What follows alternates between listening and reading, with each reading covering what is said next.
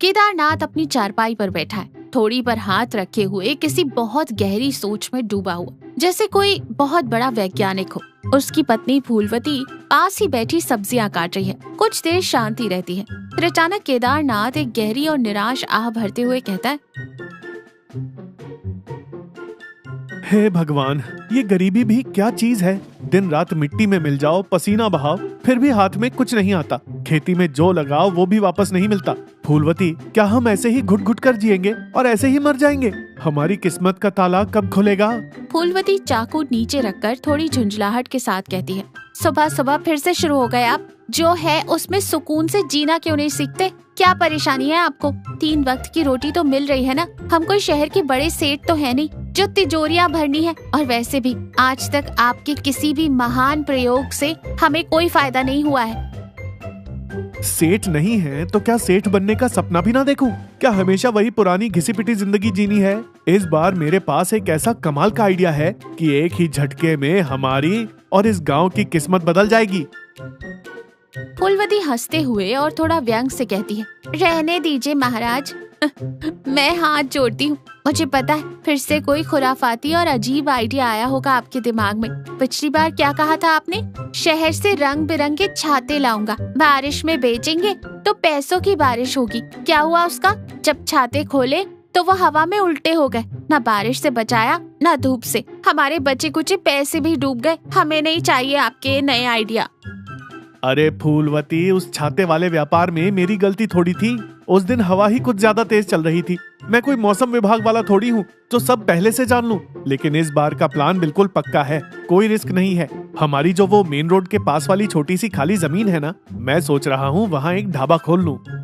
फूलवती हैरानी से कहती है, ढाबा? आपका दिमाग तो ठीक है। गांव के नुक्कड़ पर पहले से ही 3-3 ढाबे खड़े हैं। शहर से आने वाली सारी गाड़ियाँ और बसें वहीं रुकती हैं। उनके पास बड़ी बड़ी लाइटें, बढ़िया कुर्सियाँ, सब कुछ है। आपकी इस छोटी सी जमीन और धूल फाकते ढाबे पर कौन रुकेगा और क्यों रुकेगा? केदारनाथ मूंछों पर ताव देते हुए और आंखों में चमक के साथ कहता है, क्यों रुकेंगे? क्योंकि मेरा ढाबा उन लोगों की तरह 4 दीवारों वाला कोई साधारण ढाबा नहीं होगा फूलवती। मेरा ढाबा एक अजूबा होगा। लोग उसे देखकर मंत्रमुग्ध हो जाएंगे। दूर से ही गाड़ियों के ब्रेक अपने आप लग जाएंगे ची करके।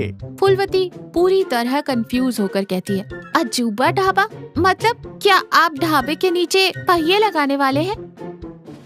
नहीं पगली, मैं अपना ढाबा एक बड़े, बहुत बड़े समोसे के आकार का बनाने वाला हूँ। हाँ फूलवती, समोसा ढाबा। तुम बस अब बिना कुछ सोचे उस पुदीने की चटनी को पीसने पर ध्यान दो। मेरा यकीन करो, ये समोसा हमारी जिंदगी बदल देगा। केदारनाथ गज्जू मिस्त्री को एक कागज पर डिजाइन बनाकर समझा रहा है। गज्जू मिस्त्री के चेहरे के भाव ऐसे हैं जैसे उसके दिमाग के फ्यूज उड़ गए हों। समझे गज्जू भाई, मुझे वो पुरानी डिजाइन वाला चौकोर कमरा नहीं चाहिए। नीचे से चौड़ा होना चाहिए और ऊपर जाकर नुकीला हो जाना चाहिए। कम से कम 20 फुट ऊंचा समोसा, बिल्कुल कुरकुरा आकार दिखना चाहिए। गज्जू मिस्त्री अपना सिर खुजलाते हुए रोनी सूरत बनाकर कहता है, केदारनाथ भाई, मैं 20 साल से ईंट और सीमेंट का काम कर रहा हूँ। मैं मकान बना सकता हूँ, बाउंड्री वॉल बना सकता हूँ, चाहो तो मंदिर का गुम्बद भी बना दूंगा। पर ये क्या बला है भाई, मैं राजमिस्त्री हूँ, किसी हलवाई की दुकान का कारीगर नहीं। मैं ईंटों से समोसा कैसे छानूंगा? और अगर बना भी दिया और वो टेढ़ा हो गया तो? केदारनाथ, अरे यही तो तुम्हारे टैलेंट के बाहर आने का सही मौका है गज्जू भाई। ठीक है, किसी तरह वो अजीब सी शक्ल तो खड़ी कर ही दूंगा। पर ये बताओ, अंदर लोग बैठेंगे कहाँ? अगर सारी दीवारें तिरछी होंगी तो क्या ग्राहक अपने सिर दीवारों से नहीं फोड़ेंगे? और इसका रंग कैसा होगा? आलू की सब्जी जैसा रंग पोत दूं क्या? वो सब मेरी सिरदर्दी है। अंदर बहुत जगह निकलेगी, तुम चिंता मत करो। तुम लोहे के सरियों से तिकोना जाल बनाओ और उस पर सीमेंट का लेप लगाओ। उस पर मैं खुद बढ़िया भूरा और पीला रंग मिलाकर पुतवाऊंगा। बिल्कुल तेल में तले हुए गरम समोसे जैसा दिखना चाहिए। काम शुरू करो गज्जू भाई, ये ढाबा पूरे राज्य में मशहूर होने वाला है।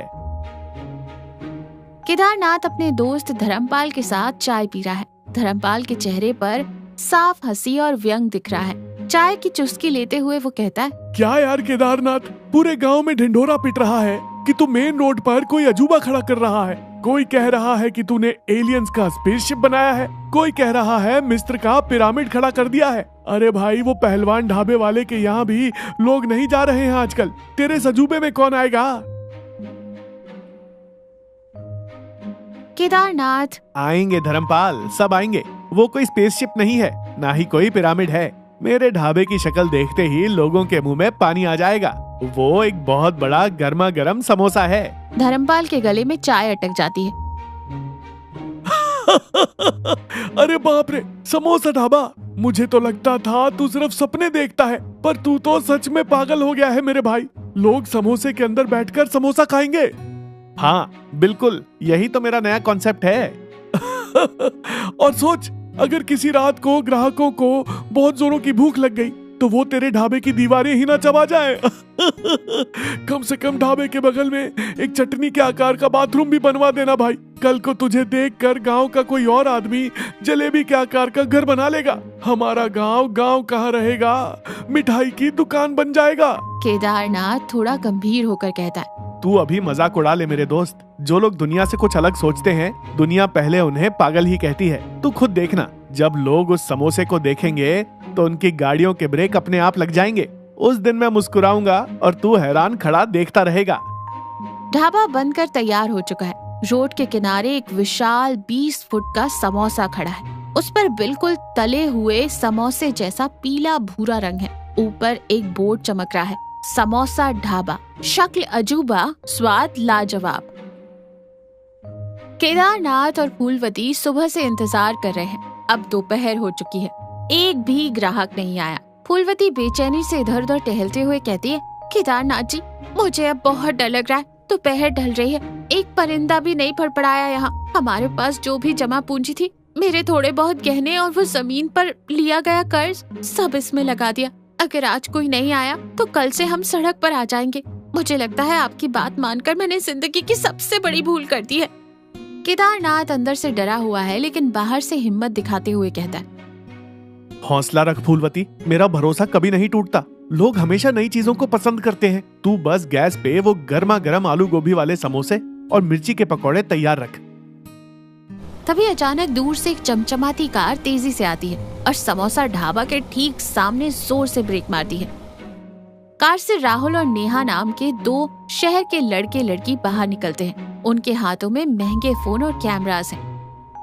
ओह माय गॉड राहुल, ये क्या है? एक समोसा बिल्डिंग! मैंने अपनी पूरी लाइफ में इतना क्रेजी स्ट्रक्चर कभी नहीं देखा। लुक एट दिस, इस पर बिल्कुल समोसे जैसा पेंट किया गया है।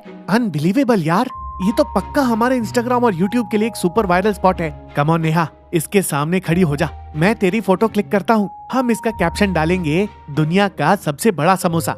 आज का हमारा व्लॉग तो पक्का ट्रेंडिंग में जाएगा। केदारनाथ खुशी से दौड़ते हुए उनके पास जाते हैं और हाथ जोड़कर कहते हैं, आइए सर, आइए मैडम, हमारे समोसा ढाबा में आपका स्वागत है। बाहर से तो आपने बहुत फोटो ले लिए, अब एक बार अंदर बैठकर मेरी पत्नी के हाथों के बने असली समोसे का स्वाद चखिए। मैं शर्त लगाता हूँ आप जिंदगी भर ये स्वाद नहीं भूलेंगे। राहुल अंदर आता है। चारों तरफ इंटीरियर देखकर वो कहता है, डिजाइन तो तुम्हारा माइंड ब्लोइंग है भैया, पर क्या खाने में वो दम है? हम सिर्फ फोटो खींचने के लिए रुके हैं। अगर स्वाद बकवास निकला तो हमारे सब्सक्राइबर्स को हम बहुत बुरा रिव्यू देंगे, बता रहे हैं। आप बस एक बार खाइए सर, अगर स्वाद पसंद ना आए तो पैसे मत देना। अरे फूलवती, 2 प्लेट स्पेशल समोसे और वो हरी पुदीने वाली चटनी जल्दी लेकर आ। फूलवती गरम गरम भाप निकलते समोसे और हरी चटनी लाती है। नेहा और राहुल थोड़ा शक करते हुए समोसा तोड़कर खाते हैं। पहला निवाला मुंह में जाते ही दोनों के चेहरों पर गजब की संतुष्टि और खुशी छा जाती है। वाह राहुल, दिस इज हेवन। सच में बहुत बहुत टेस्टी है। अंदर आलू का मसाला, वो हल्के मसाले और ये कुरकुरापन, शहर के महंगे रेस्टोरेंट में भी ऐसा स्वाद नहीं है। मानना पड़ेगा भैया, तुम्हारे डिजाइन में जितनी क्रिएटिविटी है, तुम्हारी पत्नी के हाथों में उससे कहीं ज्यादा जादू है। हम इस पूरी जगह का एक डिटेल वीडियो बनाएंगे। कल से देखना ये जगह कितना फेमस हो जाती है। तुम खुद ग्राहकों की भीड़ देखकर घबरा जाओगे। राहुल की वीडियो की वजह से ढाबा बहुत मशहूर हो गया। बाहर गाड़ियों की लंबी लाइन लगी है, अंदर पैर रखने तक की जगह नहीं है। केदारनाथ कैश काउंटर पर बैठा है। उसके गले में एक मोटी सोने की चेन है। वो बहुत गंभीर होकर लगातार नोट गिन रहा है। फूलवती रसोई में पसीने से लथपथ होकर लगातार काम कर रही है। वो बहुत थकी हुई लग रही है। तभी धर्मपाल, अरे केदारनाथ मेरे भाई, तेरे दिमाग को तो 21 तोपों की सलामी देनी चाहिए। जिस मुंह से मैं तुझ पर हंसता था, आज वही मुंह खुला का खुला रह गया है। सुना है कल तो जिले के कलेक्टर साहब की गाड़ी भी तेरे समोसे खाने के लिए रुकी थी। पूरे गांव में सिर्फ तेरी ही चर्चा है। केदारनाथ बिना सिर उठाए नोट गिनते हुए बड़ी रूखी आवाज में कहता है, हाँ धर्मपाल, सिर खुजलाने की भी फुर्सत नहीं है। तेरे पास 500 के खुले हैं क्या? हैं तो दे दे और थोड़ा साइड में खड़ा हो जा, ग्राहक वेट कर रहे हैं, रास्ता मत रोक। धर्मपाल के चेहरे की मुस्कान गायब हो जाती है। वो थोड़ा आहत होकर कहता है, तू तो पूरा मशीन बन गया है केदारनाथ। तुझे अब पैसों के अलावा कुछ नहीं दिखता। एक वो समय था जब हम घंटों बैठकर गांव जवार की बातें करते थे, दुख सुख बांटते थे। अब तो तुझे इंसान भी खुले नोटों की तरह दिखने लगे हैं। ठीक है भाई, कर ले अपना बिजनेस। धर्मपाल निराश होकर वहाँ से चला जाता है। केदारनाथ अभी भी गल्ले पर नोटों की गड्डियाँ सेट कर रहा है। फूलवती, केदारनाथ जी, अब मेरे शरीर में बिल्कुल ताकत नहीं बची है। सुबह 5 बजे से रात के 11 बज गए। उस भट्टी के सामने खड़े खड़े मेरी कमर टूट रही है, पैरों में सूजन आ गई है। केदारनाथ नोट गिनते हुए चिढ़कर कहता है, तो 2-4 नौकर रख ले फूलवती। हर बात पर शिकायतें क्यों करती है? क्या अब हमें पैसों की कोई कमी है?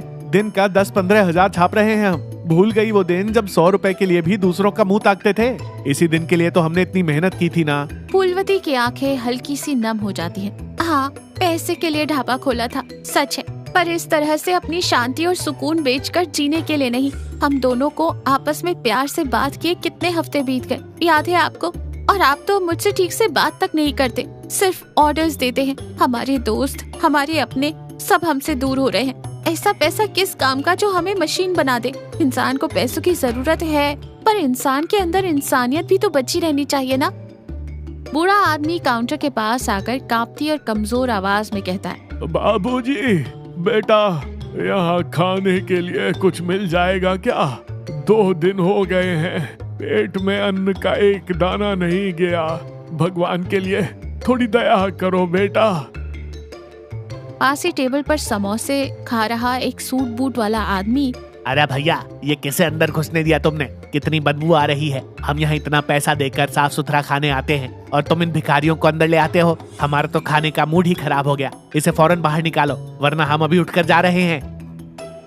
केदारनाथ अमीर ग्राहक की बात सुनकर घबरा जाता है और उसका बिजनेस खराब ना हो जाए। बाबा, ये कोई धर्मशाला है क्या जो मुंह उठाए चले आए? तुम जैसे लोगों को मुफ्त में खिलाने लगा तो मेरे अच्छे ग्राहक कहाँ जाएंगे? देख रहे हो उन्हें कितना गुस्सा आ रहा है। चलो बाहर जाओ यहाँ से, यहाँ मुफ्त में कुछ नहीं मिलता। बूढ़ा आदमी आंखों में आंसू लिए दोनों हाथ जोड़कर कहता है, बहुत भूख लगी है बेटा। मेरे पास एक फूटी कौड़ी नहीं है।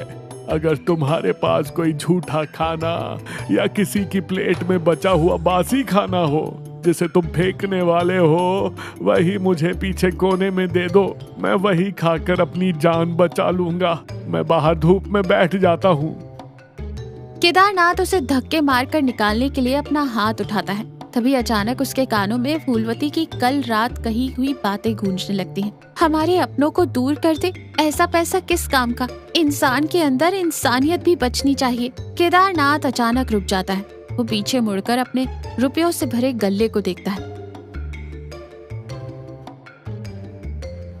और फिर उस भूख से तड़पते बूढ़े आदमी को उसे एहसास होता है कि दौलत ने उसे कितना अंधा और कठोर बना दिया है कि वो एक इंसान को बचा हुआ खाना भी नहीं दे सकता। उसका उठा हुआ हाथ नीचे गिर जाता है और उसका दिल पसीज जाता है। फिर वो बूढ़े आदमी के दोनों हाथ पकड़ लेता है। उसकी आंखों में पछतावा है। बाबा, मुझे माफ कर दो। मैं इन रुपयों की चमक में ये भूल ही गया था कि मैं भी एक इंसान हूँ। आप बाहर उस कड़ी धूप में क्यों बैठेंगे? आइए मेरे साथ, अंदर आइए। मैं आपको कोई बचा खुचा या झूठा खाना नहीं दूंगा। मैं आपको अपने हाथों से बिल्कुल ताजा और गर्मा गर्म खाना खिलाऊंगा।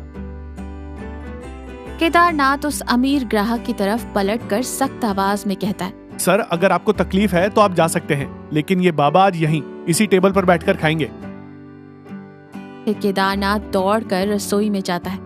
एक बड़ी सी थाली में ताजा चावल, 2 तरह की सब्जी, दाल और मिठाई सजा कर लाता है। फूलवती ये देखकर हैरान है। उसकी आंखों में खुशी के आंसू हैं। वो तुरंत एक गिलास ठंडा पानी लेकर आती है। बूढ़ा आदमी आंखों में आंसू लिए है और कहता है, बेटा, मैं सुबह से उन 3 बड़े ढाबों पर गया था।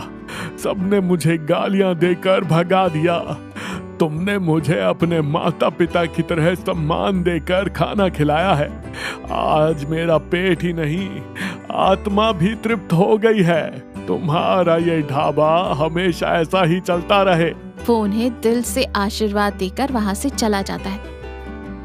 केदारनाथ और फूलवती बहुत शांति से अपने घर के बरामदे में बैठे चाय पी रहे हैं। महीनों बाद केदारनाथ के चेहरे पर कोई तनाव नहीं, बल्कि एक गहरी शांति है। फूलवती, कल रात बहुत महीनों बाद मुझे बिना करवटे बदले गहरी और मीठी नींद आई। दिमाग में कोई हिसाब किताब नहीं था, कोई पैसों की गिनती नहीं थी। मुझे भी जी, जब वो बाबा भरपेट खाना खाकर चेहरे पर मुस्कान और आंखों में आंसू लिए हमें दुआएं दे रहे थे, तो मुझे ऐसा लगा जैसे मेरी महीनों की थकान एक पल में गायब हो गई हो। तुम और धर्मपाल बिल्कुल सही कहते थे फूलवती। मैं पैसों के पीछे पागलों की तरह भागकर एक बेजान मशीन बन गया था। मैंने रिश्ते, दोस्ती, इंसानियत सब पीछे छोड़ दिए थे। लेकिन कल उस भूखे इंसान को खाना खिलाकर मेरे दिल को जो खुशी मिली, वो मेरे गले में रखे उन लाखों रुपए में भी नहीं थी। आज से हमारे ढाबे का एक नया नियम होगा। अब से ढाबे में सिर्फ पैसे वाले ही नहीं खाएंगे। हर रात ढाबा बंद करने से पहले जो भी बचा हुआ साफ खाना होगा और जो भी गरीब या भूखा हमारे दरवाजे पर आएगा, हम उसे सम्मान के साथ मुफ्त में खाना खिलाएंगे। फूलवती गर्व से केदारनाथ का हाथ अपने हाथों में लेकर मुस्कुराते हुए कहती है, आज मुझे आप पर सच में गर्व हो रहा है। मेरा वो पुराने अच्छे दिल वाला केदारनाथ वापस आ गया। 1 महीने बाद रात के 9 बज चुके हैं। ढाबे के पिछले हिस्से में एक चटाई पर करीब 10-12 गरीब और बेसहारा लोग बैठे भोजन कर रहे हैं। केदारनाथ और फूलवती बहुत प्यार से उनके बीच घूम घूम कर उन्हें अपने हाथों से खाना परोस रहे हैं। तभी धर्मपाल अपनी मोटरसाइकिल से वहाँ से गुजरता है। ये नजारा देखकर वो हैरान रह जाता है। वो गाड़ी रोकता है और धीरे से अंदर आता है। मेरे भाई केदारनाथ, मैंने तुझे पहचानने में बहुत बड़ी भूल कर दी। मुझे लगा कि सफलता और पैसों की हवा तेरे दिमाग में भर गई है, पर तू तो बिल्कुल नहीं बदला मेरे यार। इस समोसे की शक्ल वाले ढाबे के अंदर सिर्फ आलू का मसाला नहीं है भाई, बल्कि तेरे जैसा एक बहुत बड़ा और साफ दिल धड़कता है। ये ढाबा अब सिर्फ पेट भरने की जगह नहीं रहा, तूने इसे दुआएं कमाने का मंदिर बना दिया है। केदारनाथ मुस्कुराता है और धर्मपाल को गले लगा लेता है। दोनों दोस्तों की पुरानी कड़वाहट भी खत्म हो जाती है। फूलवती मुस्कुराते हुए आती है और सबको मिठाई देती है और ये कहानी यही खत्म होती है।